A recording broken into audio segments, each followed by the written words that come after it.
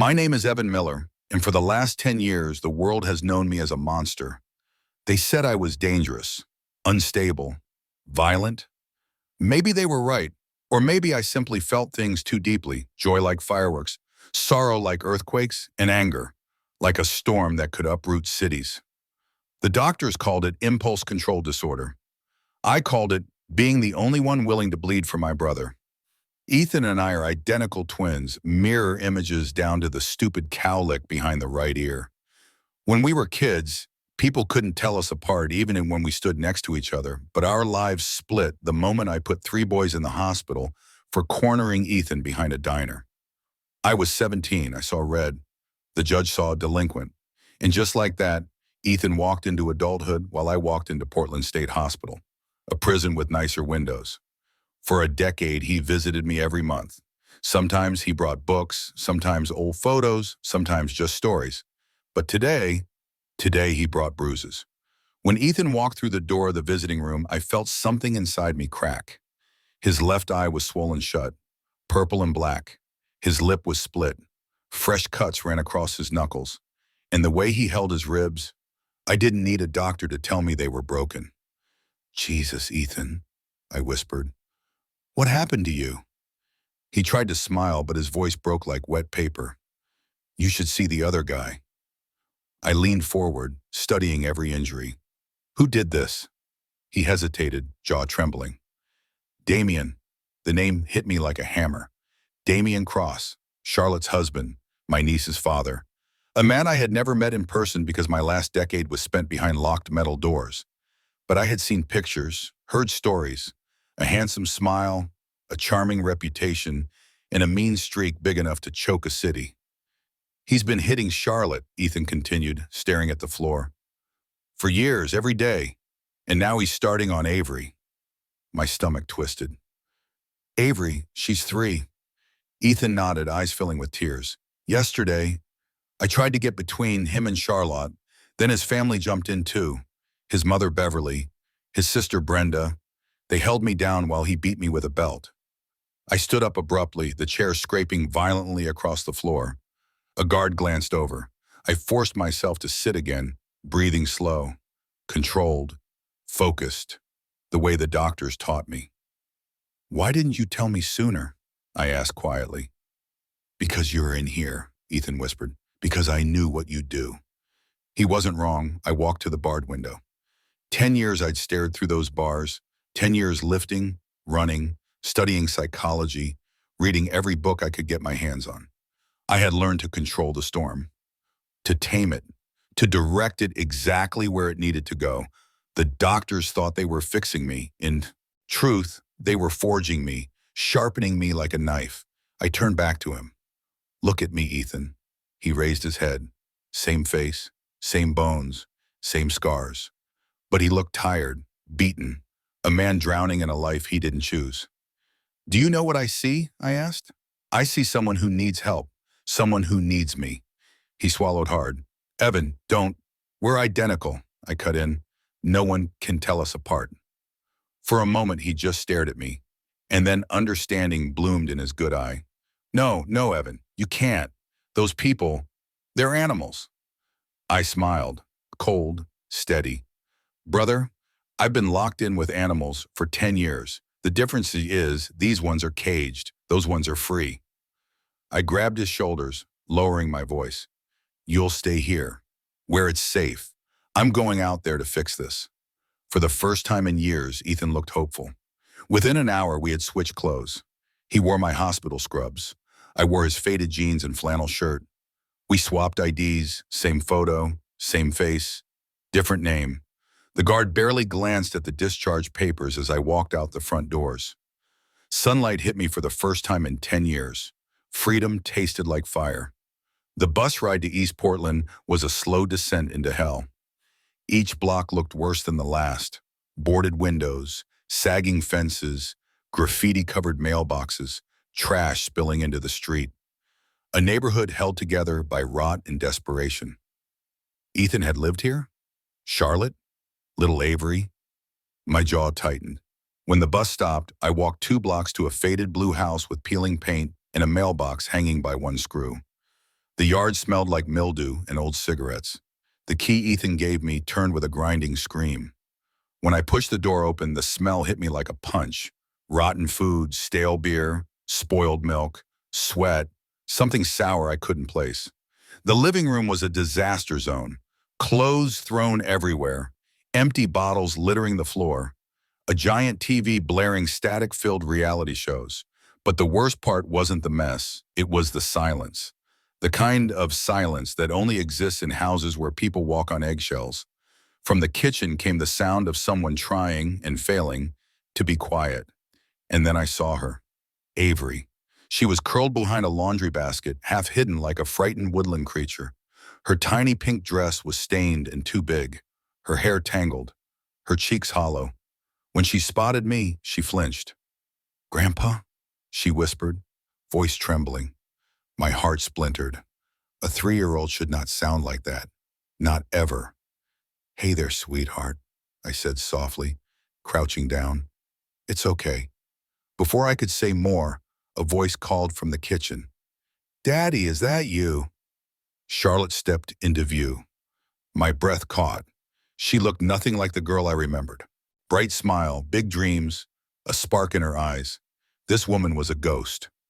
Gaunt, eyes ringed with shadows, moving carefully, like every step hurt.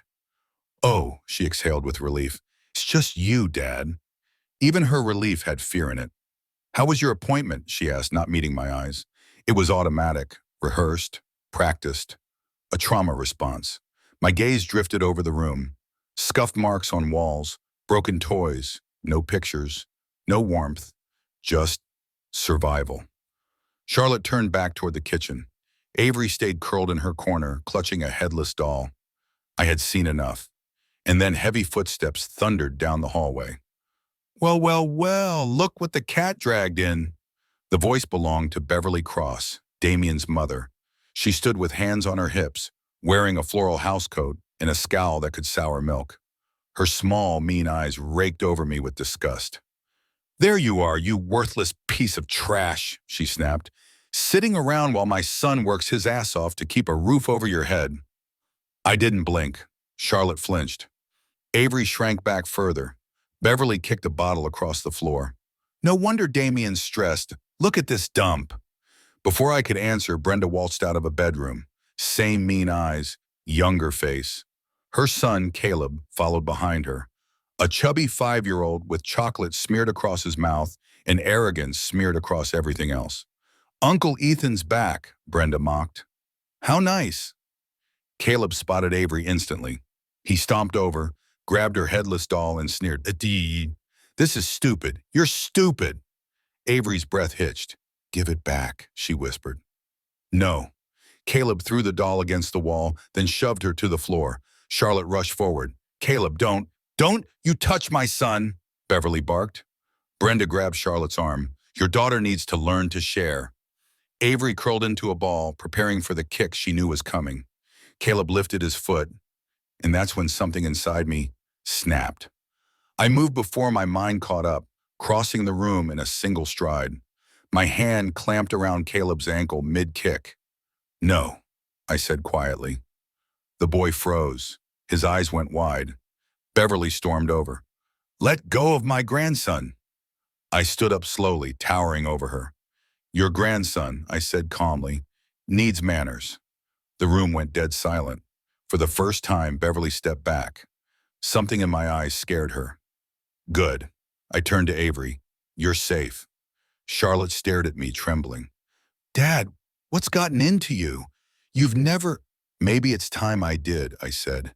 "Because this house, this nightmare, it ended tonight, and this was only the beginning." When I stepped into the Cross family home pretending to be Ethan, the first thing that hit me wasn't the smell, it was the silence. A thick, unnatural pause in the air, like the house itself was holding its breath. Then came the real smell. Rotten food, unwashed clothes, mold, and underneath all of that, the metallic tang of fear. That one doesn't come from the house. It comes from the people living in it.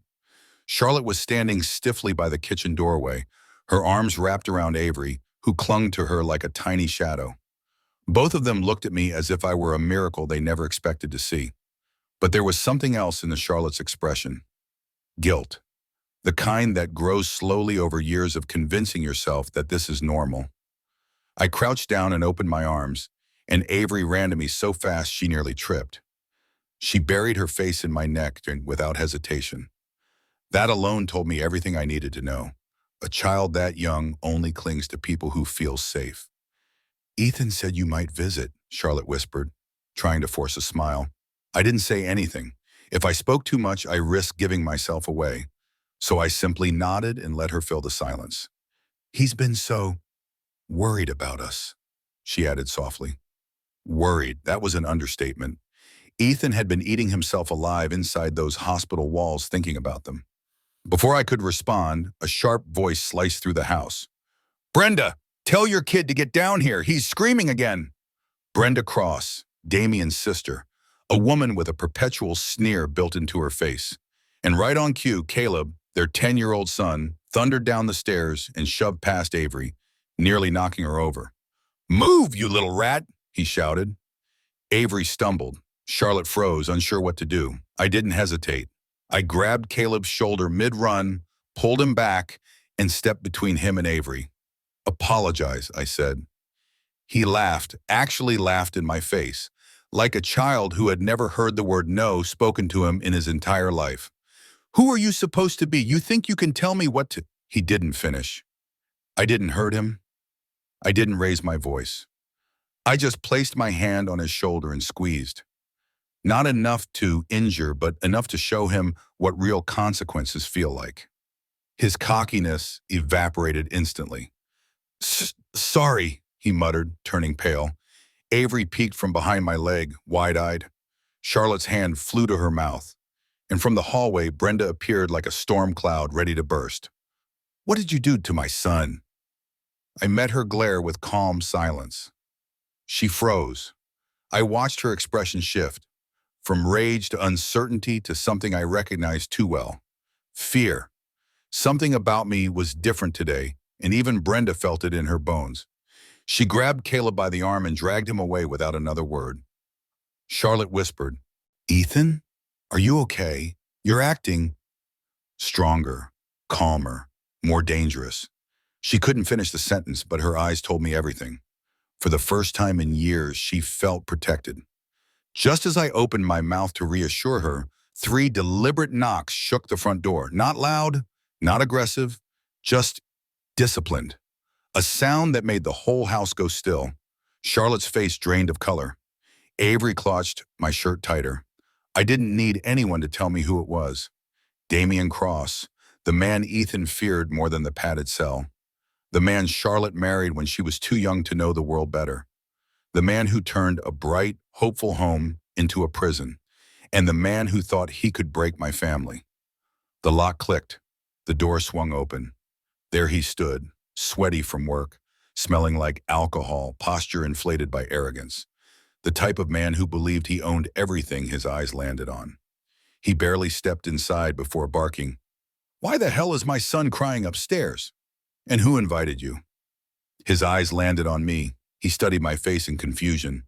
Something about me felt off to him too, the posture, the confidence, the lack of fear. But he dismissed it quickly.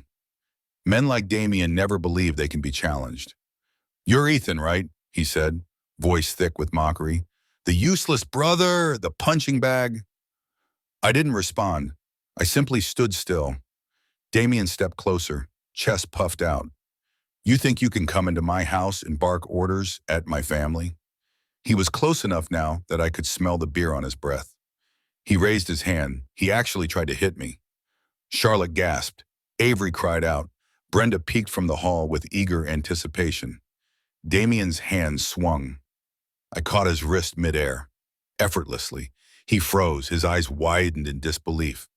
What the— Let go of me! I didn't. I tightened my grip slightly, not enough to break anything, just enough to show him that whatever power he thought he had was gone. Completely gone. Charlotte whispered behind me, Ethan. And Damien, realizing something wasn't right, tried to pull away. What are you doing? Let me go! I twisted his wrist just a little. A pop echoed through the room. Damien screamed. He dropped to his knees, clutching his arm and gasping for air. Brenda shrieked. Charlotte grabbed Avery and held her close. Caleb cowered behind the stair railing, stunned.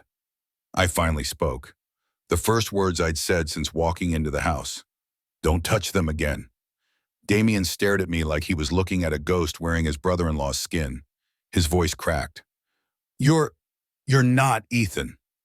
He was right, but I didn't answer. I just stepped past him toward Charlotte and Avery, two people who had lived too, long under the shadow of men who thrived on control. Charlotte looked at me with trembling hope. Avery whispered into my shirt, "Don't leave." I placed a hand on her back. "I'm not going anywhere," I said softly. Damien groaned on the floor, cradling his wrist. His reign of terror was ending, and he didn't even know it yet. The house remained quiet for nearly an hour after I put Damien on the floor. Not peaceful, quiet. The kind of silence that exists after a bomb detonates, when dust settles and everyone is still trying to understand just how much damage has been done.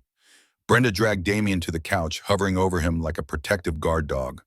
Caleb hid behind the banister, peeking with wide, confused eyes. Charlotte sat in the far corner, clutching Avery so tightly her knuckles were white. No one knew what to say. No one knew who I really was, but everyone felt it. Something had changed in this house, and it would never go back to the way it was. I sat on a chair near the kitchen table, not pacing, not ranting, not threatening, just waiting. Let them look at me. Let them try to understand. Let them fear the new gravity in the room. And they did.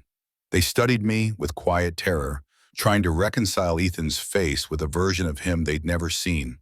One that didn't shake when spoken to. One that didn't shrink or apologize. One that fought back. Damien eventually regained enough breath to speak. Not courage, just breath. He groaned, clutching his wrist. You're gonna pay for this." I didn't respond.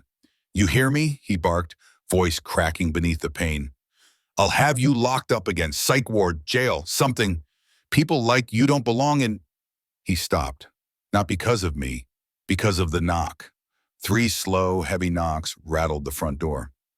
Brenda jerked upright. Caleb disappeared completely behind the stairs. Charlotte's eyes went wide, darting between me and the door. Damien's face drained of color. No, don't open it," he whispered, panicked. The knocking came again, this time followed by a deep voice. "Police, open the door." Brenda hissed at Damien. "You called them?" He shook his head rapidly. "No, I didn't. I couldn't. My phone's upstairs." "Then who called them?" Brenda snapped. Damien's breathing grew frantic, and suddenly understanding hit him. The neighbors. Because when Damien screamed earlier, even through the walls, even through the years of normalizing violence, someone had finally decided enough was enough. Brenda whispered urgently, "What do we do? Damien, what do we do?" Damien stared at me with hatred so raw it almost looked like fear. "You stay quiet," he hissed to me. One word, just one word, and I swear. The knocking turned into pounding. "Police, open the door!" Charlotte looked at me desperately. I stood up. Brenda tried to block the doorway with her arms. "You can't answer that," she shrieked. "You'll ruin everything." I stepped around her like she wasn't even there. Damien scrambled to his feet, hissing in pain, trying to stop me with his uninjured arm. He failed. I opened the door. 2 officers stood outside, a tall female cop with sharp eyes and a male partner who scanned the living room behind me instantly. They didn't even have to ask. Orange bottles scattered on the counter, bruised faces, broken furniture, fear in every corner of the house. "Sir," the female officer said, "we received a disturbance call. Is everything okay?" Before Damien could shove past me to speak, Charlotte stepped forward. "No," she said softly. Both officers turned to her. She swallowed hard. Avery clung to her shirt with trembling fingers. "No," Charlotte repeated, louder this time. "Nothing is okay." Damien lunged forward, voice cracking with false authority. "Officer, my brother-in-law is—" "Sit down," the male officer ordered, without even looking at him.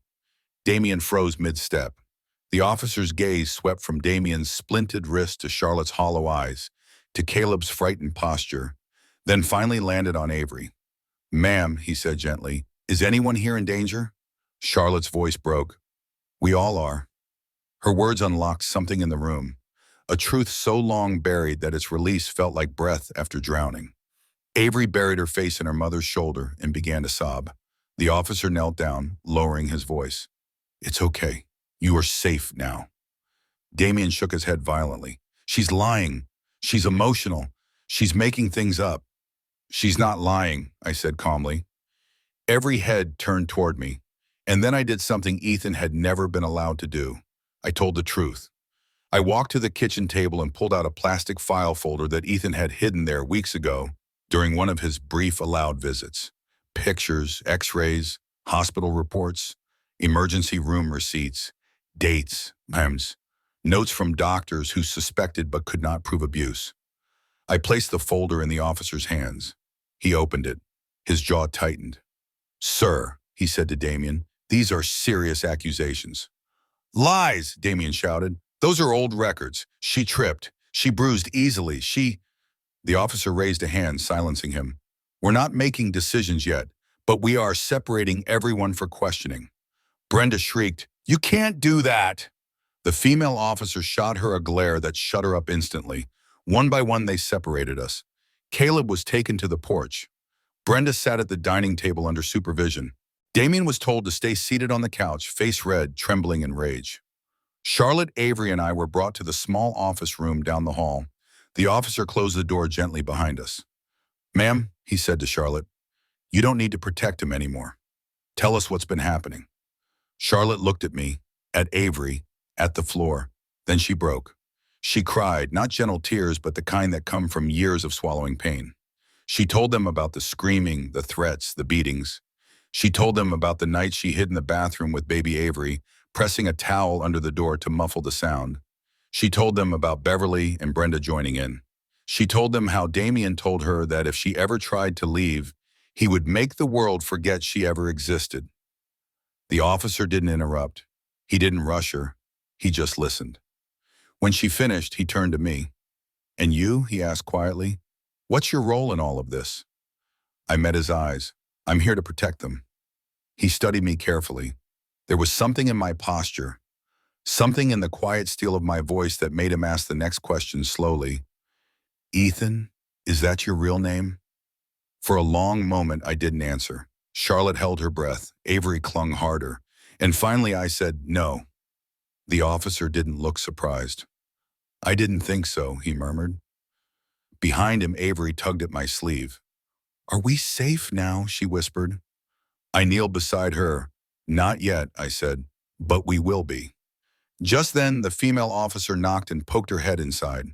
You need to hear this, she said, her expression tight. We followed her into the living room. What happened next was the first sign that Damien's empire of fear was beginning to crumble. Brenda was sitting at the table, arms wrapped around herself, rocking slightly. The officer standing beside her looked stunned. She just confessed, he said. Everything. Damien's head snapped around. What? Brenda refused to look at him. I'm done, she whispered. I'm done taking the blame for you. I'm done pretending. I'm done watching a 3-year-old get hit. I'm done letting you destroy everyone. Damien turned purple. You traitor. She flinched but didn't take her words back. And that was the moment I realized something important. They weren't afraid of the police. They were afraid of me, afraid of the version of Ethan that finally stood up. Afraid of the ghost that looked like him but didn't behave like him. Afraid of the brother who had returned from a place no one comes back from unchanged. The officers didn't arrest anyone yet. They didn't have enough evidence for immediate custody, and Damien played the victim well. But when they left, they issued a stern warning. We'll be back, and next time, we'll come with Child Protective Services. The moment the police car disappeared down the road, the panic began. Real panic. Beverly called the house phone every 2 minutes. Brenda paced frantically. Caleb hid in his room, crying. Damien slammed doors, cursed under his breath, punched the wall with his uninjured hand. All of them terrified. Not of the law, of the new presence in their home. Of me, of the man wearing Ethan's face who watched everything with cold, quiet calculation. Night fell heavy and thick. And somewhere between panic-filled whispers and frantic pacing, the Cross family came to a desperate decision. Tonight they would try to get rid of me, permanently, but they didn't know something crucial. I was already planning the same for them, just in a very different way. Night in the Cross household didn't fall like a blanket. It crawled, slowly, uneasily, like the house itself was waiting to see who would make the first move. Charlotte put Avery to sleep in the small room at the end of the hallway. I stood by the door until Avery drifted off, her tiny hand still gripping my sleeve, as if letting go meant losing safety again. When I finally pulled away, she whimpered softly. "It's okay," I whispered. "I'll be outside the door." Her breathing steadied. Charlotte lingered behind me, worry creasing her forehead. "They're frightened," she whispered. "They should be," I said calmly. She swallowed. "Damien is unpredictable when he feels cornered." "I know." "And tonight," her voice trembled, "he feels cornered." I didn't correct her. I simply nodded and walked her back to the living room. That's when it hit me. The house was too quiet. No TV, no dishes clattering, no Brenda barking orders, no Caleb stomping around, nothing. Just the faint hum of a house filled with people who were planning something they didn't have the courage to execute during the day. Damien sat in the recliner, his wrist wrapped in a makeshift bandage, eyes dark with a violent type of calculation. Brenda was in the kitchen, pretending to clean, but every few seconds she glanced toward me. Beverly, who had burst into the house an hour earlier like an angry tornado, was pacing near the dining room table. They whispered constantly, stopping only when I entered the room. Dinner was offered, but the tone felt off. Too sweet, too eager, too planned. Brenda approached with a bowl of steaming soup. "Eat," she said, her voice trembling with forced kindness. "You must be hungry." Charlotte glanced at me, her face pale. Damien's eyes sharpened. Beverly stepped closer, wringing her hands nervously. "Go on," she urged. "We made it special." I stared at the bowl. The smell was wrong, the color was off. The intent was unmistakable. Careful poisoning, not enough to kill, just enough to disorient, subdue, control. They wanted me vulnerable. I didn't touch the spoon. Instead, I reached for the bowl, their eyes lit with premature victory. But instead of lifting it to my mouth, I let it slip. The bowl shattered against the floor. The soup spread like a dark stain between us, steaming and sharp-smelling. The room froze. Not one person made a sound. Brenda's face drained of color. Beverly choked on her breath. Damien lurched upright. I met each of their eyes, slowly, deliberately. "No," I said. One simple word, but my tone made every bone in their bodies lock. Brenda dropped the towel she was holding. Caleb peeked from the stairs, already sensing danger. Beverly backed up until she hit the wall. Damien forced a crooked smile. "Relax," he said, shaking his head. "We wouldn't hurt family." I let out a quiet laugh. The kind that says, "We both know you're lying." That broke whatever fragile plan they had. They scattered, each one disappearing into different parts of the house in frantic whispers. Doors shut, footsteps hurried. Shadows moved behind walls. Charlotte grabbed my arm. "What are they doing?" she whispered. "Something stupid," I said. "Something desperate." She looked terrified, and for a moment I almost reached out to calm her. But I stayed still. "Take Avery and lock the bedroom door," I said. "Don't open it for anyone but me." "But go." She obeyed. Only when her footsteps vanished did I turn and walk toward the living room. Because I could feel it now, the shift in the air, the trembling of footsteps on the second floor, the metallic sound of something being dragged across the floor of Damien and Charlotte's bedroom. They weren't giving up. They were preparing. I turned off the lights in the hallway and sat on the couch, waiting. Hours passed. The house fell into a restless, waiting sleep. At 2:12 a.m. I finally heard it. A door creaked upstairs. Heavy footsteps crept down the hall, then down the stairs. Slow, calculated, methodical. Damien. He moved like a man who had rehearsed this many times in his head. He carried rope, thick rope. He had been planning to restrain Ethan for months. He had probably imagined this moment, practiced it, perfected it. But tonight, he didn't know it wasn't Ethan waiting. He thought he had me exactly where he wanted. I slumped on the couch and let my breathing slow, pretending to be asleep. He stepped into the living room. The rope in his hand reflected faintly in the moonlight. He paused above me, staring at the familiar face. Ethan's face. His favorite punching bag. His favorite scapegoat. The face he believed he would conquer again. He leaned forward, and that's when I moved. My hand shot up and gripped his wrist. His eyes widened in shock. Before he could scream, I pulled him forward and slammed him onto the floor. The rope flew from his hand. He crashed into the carpet with a guttural cry. I covered his mouth. "Scream again," I whispered, "and I'll make sure you never scream at anyone again." He nodded frantically. I tied his hands with the very rope he brought. Tight, secure, unbreakable. Then I dragged him up the stairs to his own bedroom. He whimpered, breath shaking. "What are you going to do?" he whispered. Something poetic. When I reached the bedroom, I tied him to the bedposts, limbs spread, body immobilized. He thrashed, "You're insane, let me go." I gagged him with a strip of cloth. Then I pressed record on my phone. I slowly filmed the room, the rope, the bruises, the entire setup he prepared for me. A perfect record of his intent. I leaned close. "I'm going to give your family a chance," I whispered. "A chance to show the world who they really are." He shook his head violently, eyes bulging with terror. But it was too late. I turned off the light, leaving only the dim hallway glow. Then I opened the window, slipped out onto the small ledge, and positioned myself just out of sight. And finally, I screamed, loud, terrified, pleading, "Help! Please, someone help! He's attacking me!" The house exploded into movement. Beverly burst into the hall. Brenda shoved past her. Both carried weapons. Beverly with a metal mop handle, Brenda with a heavy wooden rolling pin, just like I expected. They ran toward the bedroom, filled with adrenaline, fear, and blind fury. I crouched outside the window and watched silently. They didn't even bother turning on the light.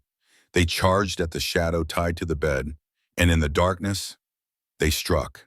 Again, and again, and again. Each hit landed with the weight of years of rage, fear, and resentment. They believed they were beating me. They were beating Damien. The thuds were sickening, the gasps sharp. His muffled screams filled the room. But they didn't stop. Not until Beverly, panting heavily, finally flicked on the bedside lamp. The light revealed everything. Damien's face was swollen, bleeding, unrecognizable. Crimson filled the sheets. His one working eye stared in horror at the women who had just destroyed him. Beverly's mop handle slipped from her fingers. Brenda dropped the rolling pin, her mouth hanging open. Then, I stepped through the doorway, calm, clean, alive. Their faces turned ghost white. I raised my phone. The recording screen glowed. "I got everything," I said quietly. They didn't breathe. "You attacked the wrong brother." I stepped forward slowly. "And now," I whispered, "you'll finally face everything you've done." The room shook with their terror. Damien whimpered, barely conscious. Beverly collapsed onto her knees. Brenda stuttered, Please, we didn't know." I tilted my head. "You never cared to know."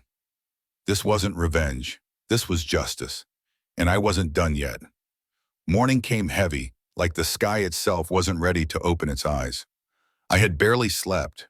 My mind kept replaying last night's chaos, the police sirens, my grandson's shaking voice, and the chilling words, "I'm afraid of my stepfather." But now everything was different. The storm that had haunted my family for years was finally turning into a weapon I could use. I sat at the kitchen table, sipping cold tea, waiting. I knew he would come. When my phone buzzed, I didn't flinch. I turned it over slowly, the caller ID flashing his name like a curse. Mark, the stepfather, the man who pretended to be a saint in front of everyone while hiding the devil under his skin. I answered without speaking. His voice came through, shaken, angry, confused. "Why did the police come to my house last night? What lies did you tell them?" I didn't blink. "I didn't tell them anything," I said calmly. "Your actions spoke for themselves." He scoffed. "You're making a mistake. You think you can ruin me? You think you can turn my family against me? No, I replied, standing up and moving toward the window. I think you ruined yourself. For a moment, silence. Then anger erupted from him like a breaking dam. You're going to regret this. I know things about you, about your daughter, about that boy. You want to play games? Let's play. I hung up. And then I smiled, because he had already fallen into the trap. The moment he threatened me, the moment he admitted he feared the truth coming out, his time started ticking. I had everything recorded, every threat, every confession, every moment he slipped. And I wasn't done yet, the preparation. By noon, the house smelled like fresh paper and printer ink. Evidence lay in organized piles across my dining table. Screenshots, photos, messages my grandson had been too afraid to show before. I wasn't going to the police empty-handed, and I wasn't going quietly. I picked up the folder and walked out, the fog of the morning finally lifting as I locked the door. The world outside felt different, like it had been waiting years for me to stand up. At the police station when I entered, the officer at the desk recognized me instantly. You're here about the call from last night? I nodded, and about something bigger. He led me into a small interview room, cold walls, humming lights, the same place my grandson had cried in his fear hours ago. I placed the folder on the table. This, I said, is everything. He opened the first page, and his eyebrows shot up. This is serious, he muttered. Yes, I replied, and it's been happening for years. The officer tapped his pen nervously. We'll need statements, official ones, from you, from your grandson, and your daughter. You'll have them, I said. Just tell me one thing. If I move forward, is he going to be able to hurt them again? The officer shook his head. If even half of this is true, he won't be seeing daylight for a while. Those words, those simple words, felt like chains breaking around my chest. The confrontation. By late afternoon, I returned home. The sky was turning orange, the air heavy with the promise of something nearing its end. I didn't expect him to show up, but he did. He barged into my yard like a wounded wolf, eyes wild, fists tight. What did you do? He snarled. I stood firm. I told the truth. You think anyone's going to believe you over me? I'm the man of that house. I take care of them. You scare them, I corrected. There's a difference. He stepped closer, rage twisting his face. And that's when I saw it. The fear behind the fury, the knowledge that his world was collapsing, that the control he held for years was slipping through his fingers. You can't take them from me, he shouted. I'm not taking them, I said softly. They're leaving you. He froze, his hands fell to his sides. His voice cracked. You don't understand. Without them, I'm nothing. The first tear fell before he could stop it, but I didn't flinch. Not anymore. That's not my problem, I said, but hurting them? That ends today. Before he could respond, a police cruiser rolled up behind him.